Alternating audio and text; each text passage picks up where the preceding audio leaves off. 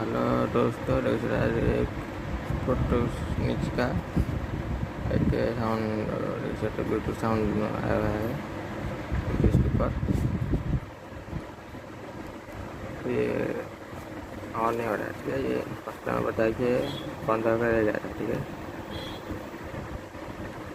तो चलिए इसे खोल के देखते हैं कि बैटरी वाले भाई देख सकते हैं। ये ऊपर था, देख सकते हैं। इसे इस तरह से खोल लेता है, ठीक है। तो ध्यान से खोलेगा, टूट जाएगा, ठीक है। तो इसके बाद 4 नट खोलना पड़ेगा, ठीक है। तो फिर खोलने के बाद ये बैटरी निकल गया है, ठीक है। देख सकते हैं 3% वोल्ट का। तो हम बैटरी चेक करेंगे, उसके बाद देख सकते हैं यहाँ पर 3000 mAh का 3% वोल्ट का ऐसे लगाया, ठीक है। तो पहले से टच कर देखिए, ठीक है, ऑन है या नहीं। चलिए देख सकते हो, इसको लगा लिया है। चलिए इसे फिटिंग करके ऑन करते हैं। जैसे हमने फिटिंग कर लिया, चलिए ऑन करते हैं।